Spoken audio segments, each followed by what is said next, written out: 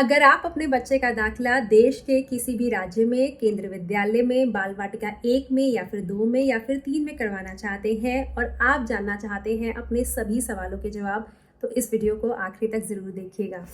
नमस्कार, मैं डॉक्टर श्रद्धा वशिष्ठ आपका सबकी शिक्षा में बेहद स्वागत करती हूँ। पिछले 6 सालों से केंद्रीय विद्यालय दाखिला प्रक्रिया से जुड़ी जानकारी आपके लिए लेकर आ रही हूँ और हजारों की संख्या में बच्चे देश भर के अलग अलग केंद्रीय विद्यालय में हमारे माध्यम से पहुंचे हैं। अगर आपने अभी तक हमें सबकी शिक्षा को YouTube पर सब्सक्राइब नहीं करा है तो आज ही हमें YouTube पर सब्सक्राइब करें और साथ ही आप Instagram और Facebook पर भी हमें ज़रूर फॉलो करें।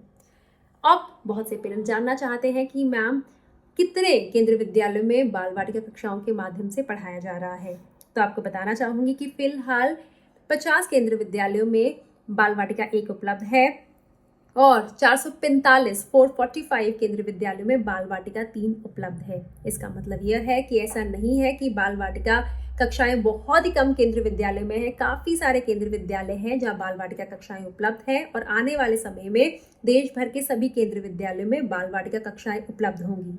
आमतौर पर बाल वाटिका कक्षाओं के फॉर्म ऑफलाइन माध्यम से ही निकाले जाते हैं, यानी कि आपको जिस केंद्रीय विद्यालय में अपने बच्चे का दाखिला करवाना है वहां जाकर पहले पता करना होगा कि क्या वहां बाल वाटिका कक्षाएं उपलब्ध है। अगर है तो किस तारीख से फॉर्म निकल रहे हैं। अगर आप तारीख आपको पता चल गई, उसकी जानकारी मिल गई सबकी शिक्षा के माध्यम से, मैं जानकारी आपको दूंगी। अब केंद्रीय विद्यालय जाकर वहां से फॉर्म लेना होगा। कई बार केंद्रीय विद्यालय जो होते हैं अपनी वेबसाइट पर फॉर्म को अपलोड कर देते हैं, तो ऐसी स्थिति में आप वहां से भी फॉर्म डाउनलोड कर सकते हैं। फॉर्म को भरकर जरूरी कागजात साथ जोड़कर लास्ट डेट से पहले जाकर फॉर्म को सबमिट करवा सकते हैं। आमतौर पर बाल वाटिका 1, बाल वाटिका 2, बाल वाटिका 3 में 40 सीटों पर दाखिला होता है और इन 40 सीटों में दाखिले के लिए सिंगल गर्ल चाइल्ड कोटा लागू नहीं होता है। इसके अलावा जो अन्य आरक्षित सीटें होती हैं वह कोटा सभी लागू होते हैं, लेकिन सिंगल गर्ल चाइल्ड कैटेगरी के तहत दाखिला बाल वाटिका कक्षाओं में नहीं होता है।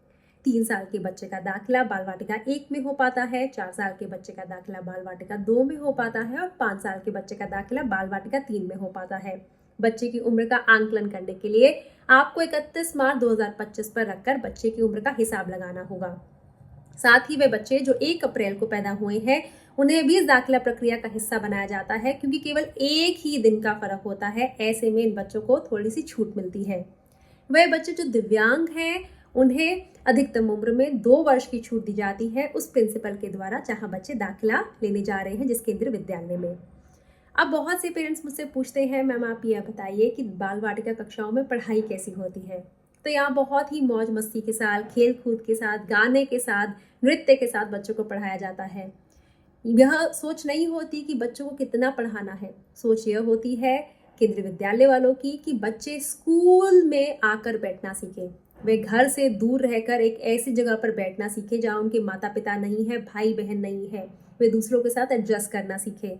साथ ही औरों बच्चों के साथ लंच शेयर करना, बातें करना और स्कूल में अपनी बात कहना सीखे। इसीलिए आमतौर पर बाल वाटिका कक्षाओं में बच्चों की कोई वर्दी या यूनिफॉर्म नहीं होती है। बच्चे घर के कपड़ों में आते हैं, तकरीबन 3 से 4 घंटे केंद्रीय विद्यालय में रहते हैं, मौज मस्ती से खेल कूद करते हैं और घर चले जाते हैं। और बाल वाटिका कक्षाओं में बच्चों को बहुत ही आराम से पढ़ाया जाता है और यही जो मैंने आपको बताया है, कोशिश रहती है कि बच्चों को शांति से, प्यार से पढ़ाया जाए, ताकि जब बच्चे आगे कक्षाओं में जाएं तो उनको पढ़ाई से डर ना लगे, बल्कि पढ़ाई करने से पहले पढ़ाई करने से कहीं ना कहीं उनका लगाव हो जाए। अब बहुत से पेरेंट्स पूछते हैं कि मैम आप बताइए कि क्या बाल वाटिका कक्षाओं में दाखिले के लिए कोई डिस्टेंस से जुड़ा नियम है। तो डिस्टेंस से जुड़ा कोई भी नियम नहीं है। जब भी आप फॉर्म भरेंगे ऐसा कोई भी नियम नहीं होगा कि इतनी दूरी वाले लोग ही फॉर्म को भर सकते हैं। कोई भी डिस्टेंस से जुड़ा नियम नहीं है। लेकिन यहाँ पे मैं राय देना चाहूँगी कि आप अपने बच्चे को बहुत दूर के केंद्रीय विद्यालय में नहीं भेजें।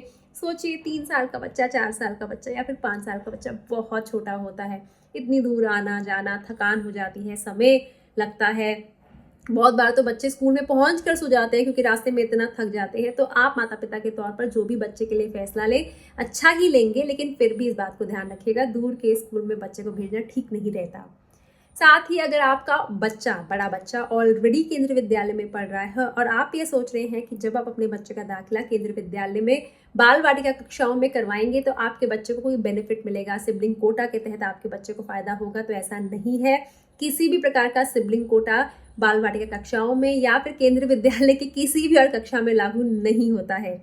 तो बड़े भाई बहन का पढ़ रहा है या नहीं पढ़ रहा है, इसका कोई भी असर बाल वाटिका कक्षाओं में दाखिले पर बच्चे को नहीं होगा। और जैसे कि मैंने आप सभी को बताया है कि आपको कैसे पता चलेगा कि आपके घर के नज़दीकी केंद्रीय विद्यालय में बाल वाटिका कक्षाओं के माध्यम से पढ़ाया जा रहा है कि नहीं, आपको उनकी वेबसाइट को चेक करना होगा। हर केंद्रीय विद्यालय की अपनी वेबसाइट होती है, आपको उसे चेक करना होगा और आपको पता चल जाएगा।